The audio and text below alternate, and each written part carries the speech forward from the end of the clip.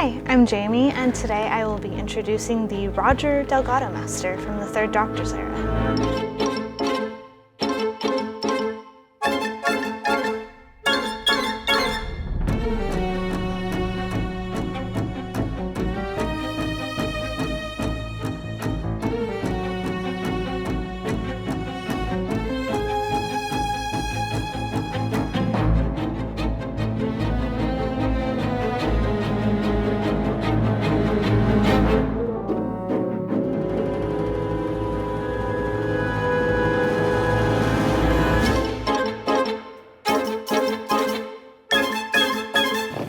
I shall present to you His Holiness, the Most Venerable Lord Master.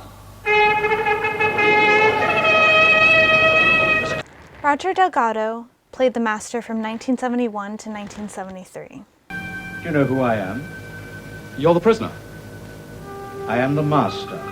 The unit-era Master resembled a mature, elegant man with a swarthy complexion, brown eyes, and mild streaks of gray in his combed-back thinning hair. He had a goatee beard, which also had white skunk stripes. He generally wore an ebony black Nehru jacket with dark trousers, black leather boots and gloves, and an ivory cuff-link shirt. On occasion, he would wear a suit with either an orange, gray, or blue tie. There is one thing he is master of, and that's disguise, often passing himself off as a figure of authority. You're a magician as well as a colonel, eh? I am many things. Good evening, Miss Hawthorne, and what can I do?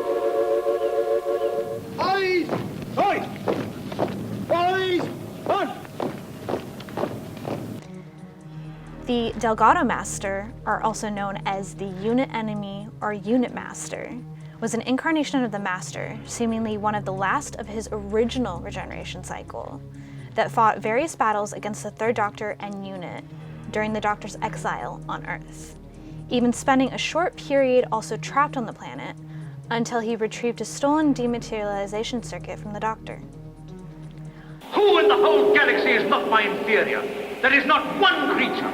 Not even one. Not one. After the Doctor foiled his attempt to ally with the daemon Azal, the Master was arrested by Unit Sergeant John Benton.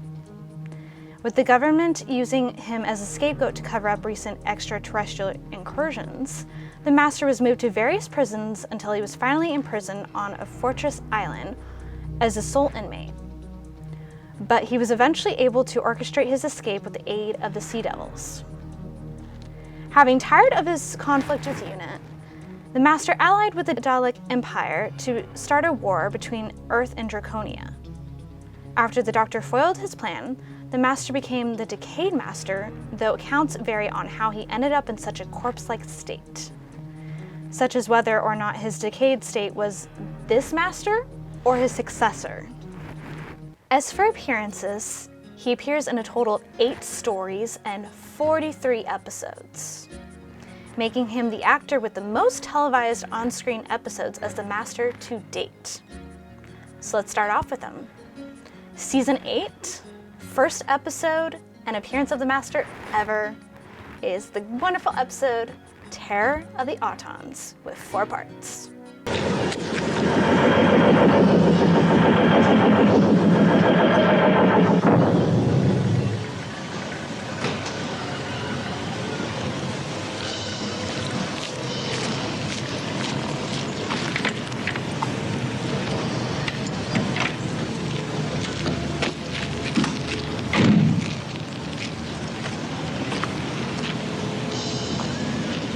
Who the heck are you? Well? I am usually referred to as the Master. Oh, is that so? Universally.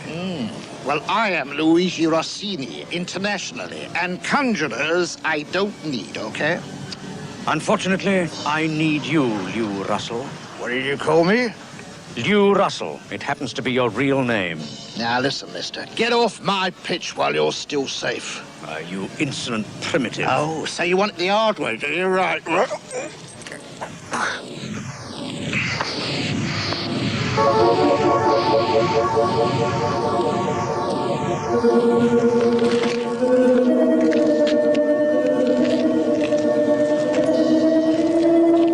After that, it's The Mind of Evil with 6 parts. Then The Claws of Oxus with 4 parts. Colony in Space with 6 parts. And then the last for season 8 is The Daemons with 5 parts. Then we're moving on to season 9. First episode, The Sea Devils with 6 parts. And then Time Monster with 6 parts. And then his last televised appearance is season 10, Frontier in Space, with 6 parts. He also appears in numerous Big Finish audios, novels, and comics. As for one of my favorite novels featured on the Master, at least explaining his origins, and focused with the Delgado Master, in fact, is a novel called The Dark Path by David A. McEntee. And it acts as like an origins for how the Master became the Master. Because in this novel, he was known by Koshé, which is pretty interesting, but yeah, it's like pretty much an origin story on how the Master becomes the Master. So I thought that'd be something very interesting to know. You've come here to kill me, of course? But not without considerable regret. How very comforting. You see, Doctor, you're my intellectual equal. Almost. I have so few worthy opponents. When they've gone, I always miss them. As for the Delgado Master's personality, well, Delgado's portrayal of the Master was that of a suave and charming, sociopathic individual, able to be polite and murderous at almost the same time. Doctor! Miss Grant! What a very pleasant surprise. Yes. Well, With a knack for rubber mask disguises, trying to rule the world and taking on aliases that just mean Master in different ways.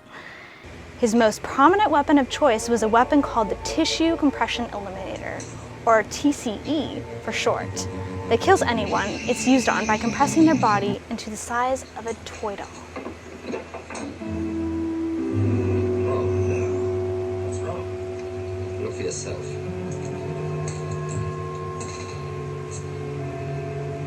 It's Gooch.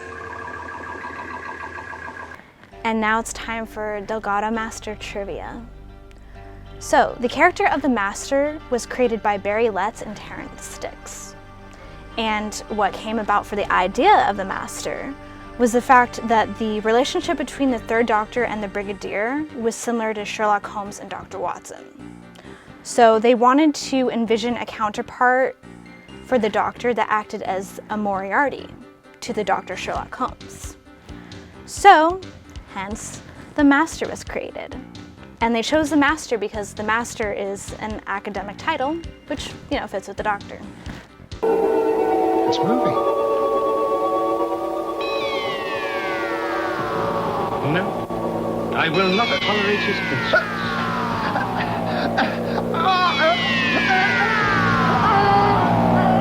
The 2020 animated version of the second Doctor serial, The Faceless Ones, retroactively made it the Master's first appearance, though he does not appear in person, instead showing up on a wanted poster alongside a poster of Sacha Dhawan's Spy Master. My most interesting piece, and my favorite, honestly my favorite, of the Roger Delgado Master's trivia is something that I just think is like, it's such a great tidbit that I have to absolutely talk about in detail. So, long ago, there was the final episode for the Master in the Third Doctor's era. It was supposed to be called The Final Game. And it was written by Robert Sloman. And it was intended to end season 11. And it would have revealed the details of the relationship between the Doctor and the Master.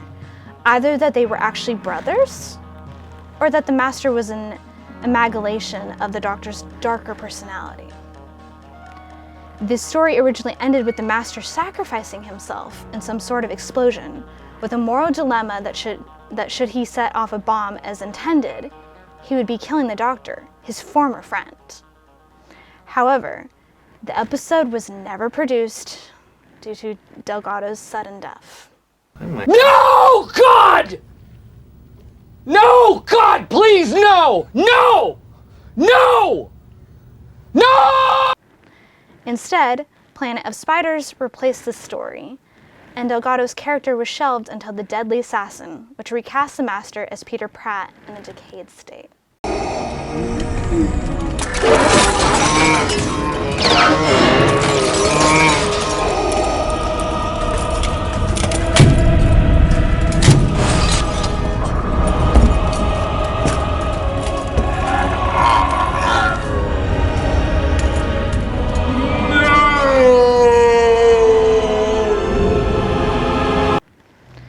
So, I mean, just think about what would have actually happened if the final game was released.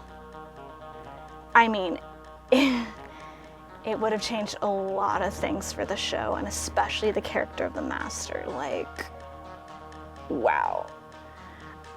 It makes me mind blown with it, honestly.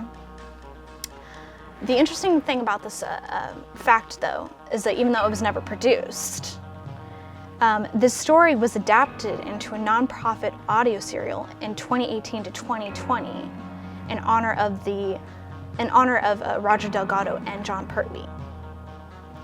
And over 30 years later, the idea of the Master sacrificing himself to save the Doctor was reused in The End of Time with John Simm's incarnation of the Master, sacrificing himself to save the 10th Doctor from Rassilon. I mean, it doesn't end there too. The final game not being produced also influenced a bunch of other things too. Like, several elements from this episode were recycled throughout the years. The Master causing the Doctor to regenerate occurs when the Tramus Master caused the 4th Doctor to regenerate. Their possible fraternal relationship was teased in Planet of Fire by the Master to the 5th Doctor and Perry, though the Sound of Drums later dismissed this theory after the 10th Doctor was asked this question by Martha.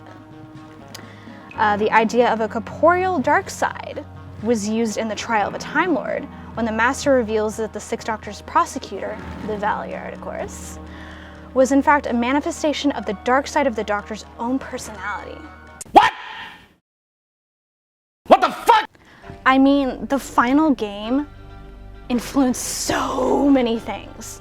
Another thing I think it influenced was the fact of how, like, the Master would have turned out being the Doctor's brother. Well, that actually ends up happening, despite it not being produced, in the Doctor Who universe, because I think it also influenced Irving Braxtitel being the Doctor's brother in the EU. So it's like, there's just so many things that the final game would have influenced. It's crazy. Lady Queen, you are beautiful. The reins of power, Lady Queen, should be in stronger hands. Hands such as yours. And yours?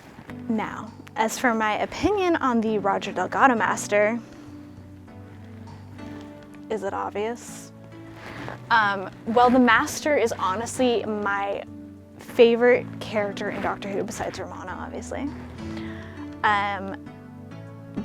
They're my favorite villain, and I love all the portrayals of the Master, literally all of them. They're amazing.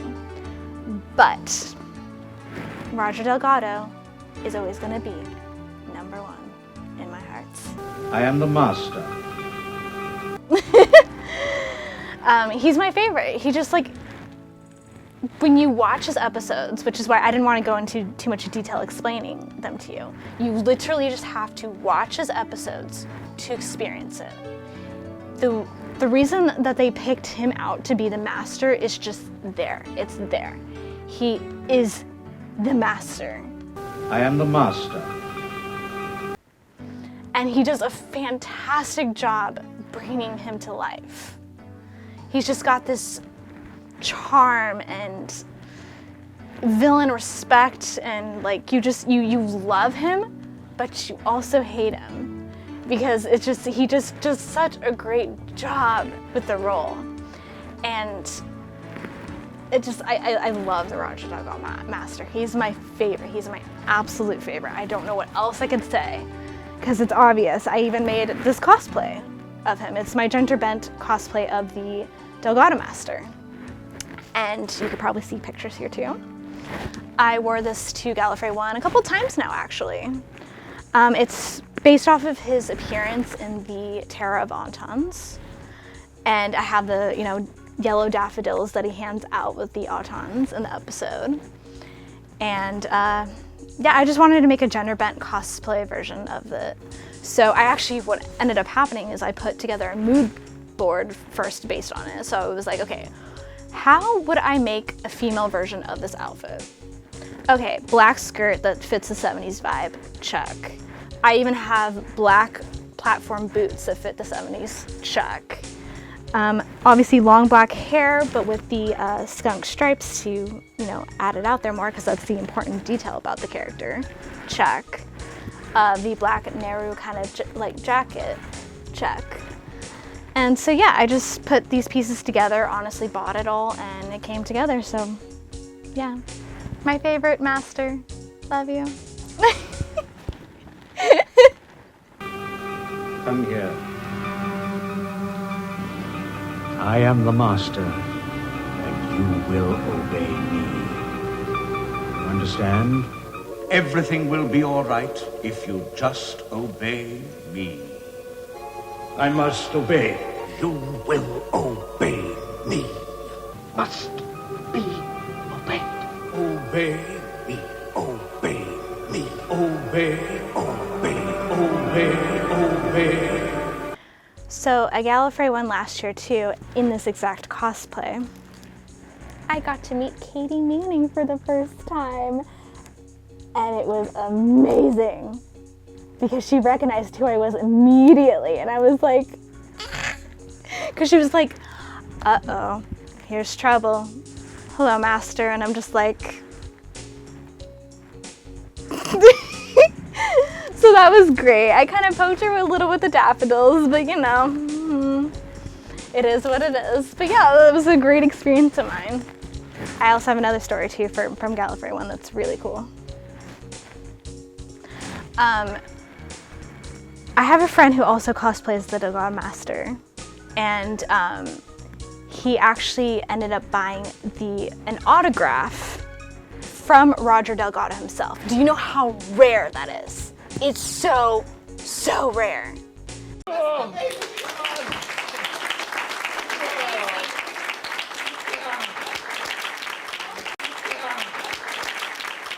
You can see the picture here, obviously. And it's just amazing. It's absolutely amazing. It's so rare to find Roger Delgado's, autograph because he passed away sadly, suddenly. $895 he spent on that! Holy shit! It's worth it. It's honestly worth it. So totally worth it, because I'm not kidding. It is rare to get an autograph from the legendary Roger Delgado. Well, I knew this was coming. Let's see what the damage is. That's not so bad. And there's no money in here. Props to you, friend. Absolute props. Here's some flowers for you. Gotta be careful.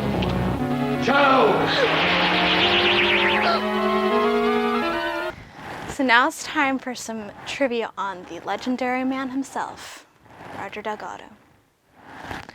I am the master. Let's only had one man in mind for the role of the master, and that was Roger Delgado. I am the master. Who had a long history of playing villains and had already made 3 attempts to be cast in the show. He had worked previously with Letts and was a good friend of John Pertwee. He was the first actor to portray the first on-screen incarnation of the Master, playing the Master from 1971 to 1973. Commissioner of Earth's Interplanetary Police, I have devoted my life to the cause of law and order. And law and order can only exist in a time of peace. You feeling all right, old chap? He made his first appearance in Doctor Who in the 1971 adventure Terror of the Autons. He subsequently reprised the role of the Master in many of the Third Doctor's episodes. At Delgado's request, he had been having trouble finding other work as other directors thought he was working full-time as a Master. I am the Master. And I wish he was. The story arc featuring the Master was to have ended in the final game, obviously, with the character reportedly to have been killed off. But sadly, Delgado's sudden death forced the story to be scrapped, while the role has since been played by several other actors. He's very confident. Well, Miss Grant, as an Earth poet once said, my strength is as the strength of 10 because my heart is pure. Come on, you fellows, let me out. Your Emperor's waiting to see me. Delgado died at the age of 55. What? On location in Turkey whilst shooting for his first comedy role in the French miniseries Belle of Tibet. Do you see me f***ing laughing, my nigga?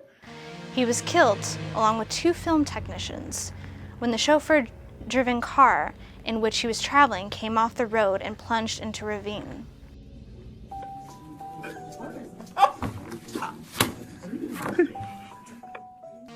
As such, he has had the sad distinction of being the first semi-regular Doctor Who actor to die.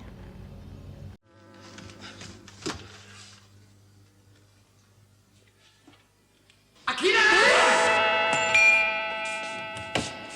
Like that, is it?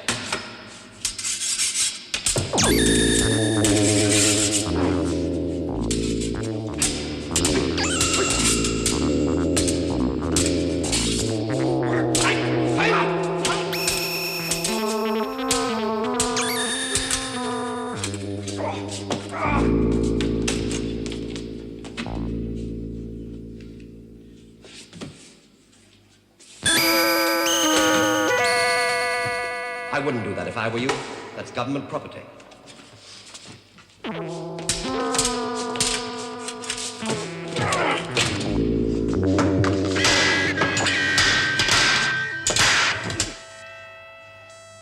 I always find that violent exercise makes me hungry. Don't you agree? And you'd better enjoy your meal, Doctor, because it might be your last. Oh, you think so?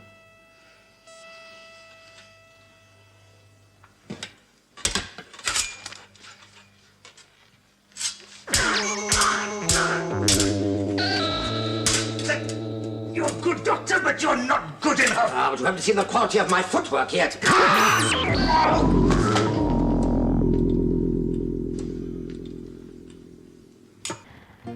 Pertwee often remarked that Delgado's death at the age of 55 was one of the catalysts that led to his own departure from Doctor Who that following year.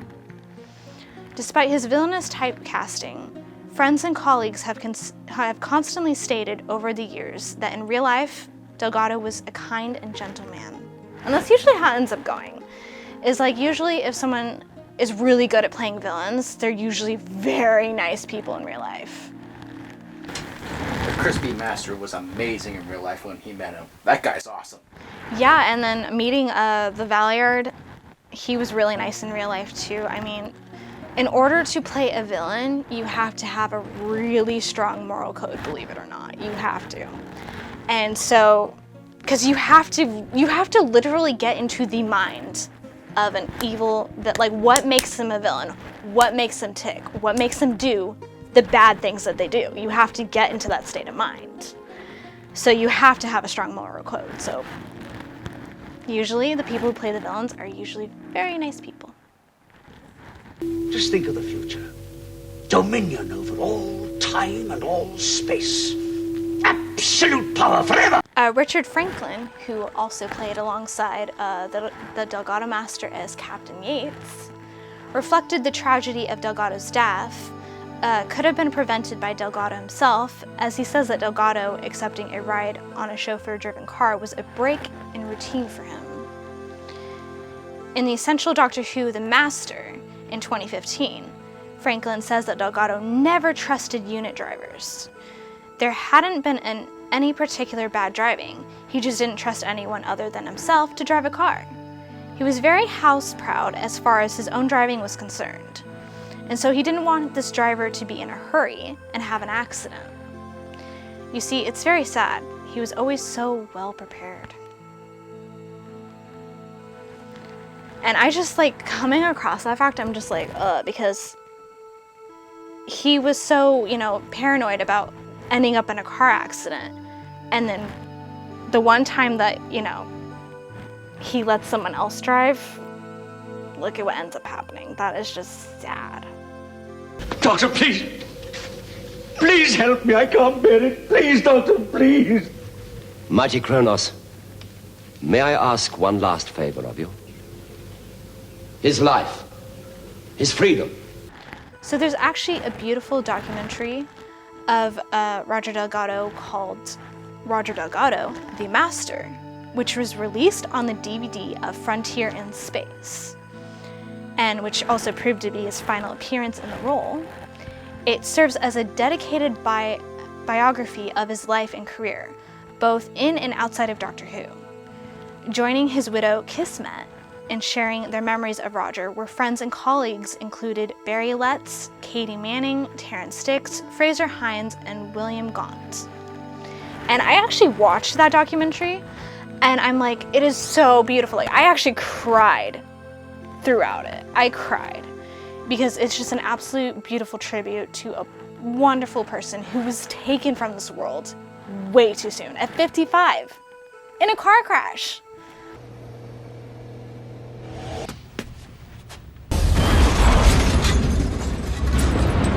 No, God!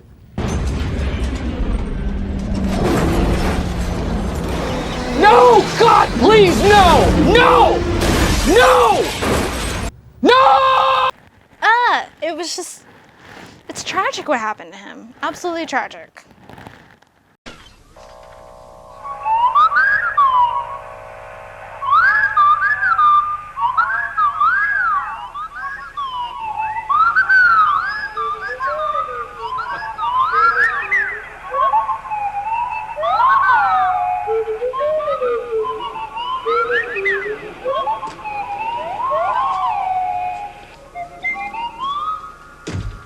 What are you watching? It seems to be a rather interesting extraterrestrial life form. Only puppets, you know, for children. Oh.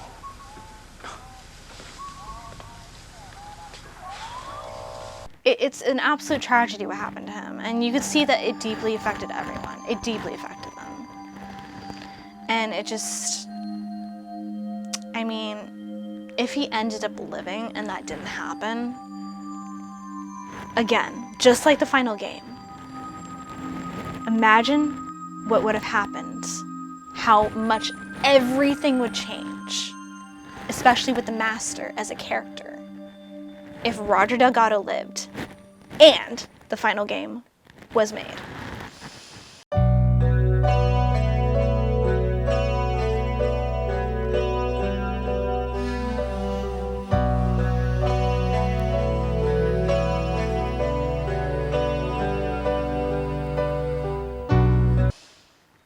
I will keep thinking on that forever and ever.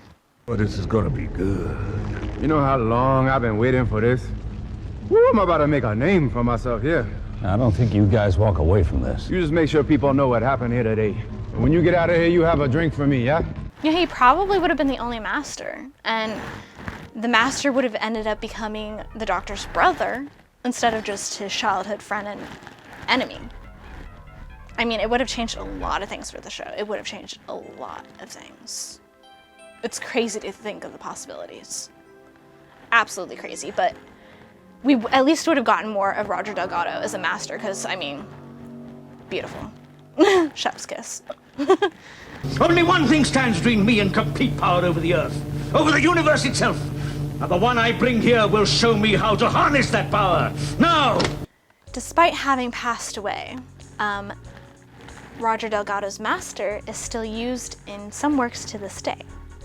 For instance, his likeness appeared on the covers of the novels The Dark Path and The Face of the Enemy, both of which feature his version of the Master, along with some many other tidbits, obviously. It's that fatal weakness of yours, Doctor. Pity, compassion. John Colshaw narrated the Big Finish audios, Terror of the Master and Master Thief, both featuring Delgado's master. He also recreated the role for the Diary of the River Song audio story, Rivers of Light. And last but not least for this trivia, there is also a biography book written by Marcus K. Harms called Roger Delgado. I am usually referred to as the Master. I am the Master. That was released in 2018. I have the book. I honestly have the book. I bought it from Gallifrey 1 when I did this cosplay. And I read a little tidbit of it, but it actually features never before seen pictures of like Delgado in his everyday life, behind the scenes in Doctor Who and stuff like that. And it's a really good book. So yeah, I'd recommend checking that out too if you're a big Delgado Master fan. Hello, Doctor, is that you? Who is this? What do you want? Simply to say goodbye, Doctor.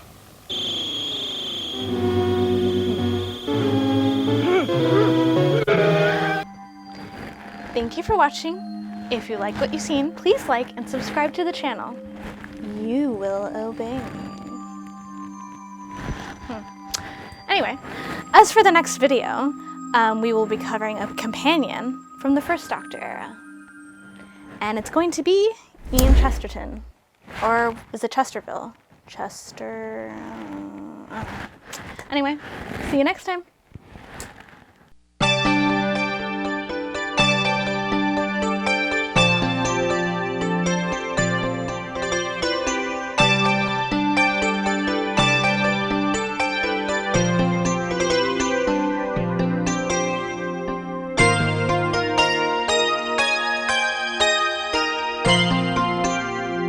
I am the Master.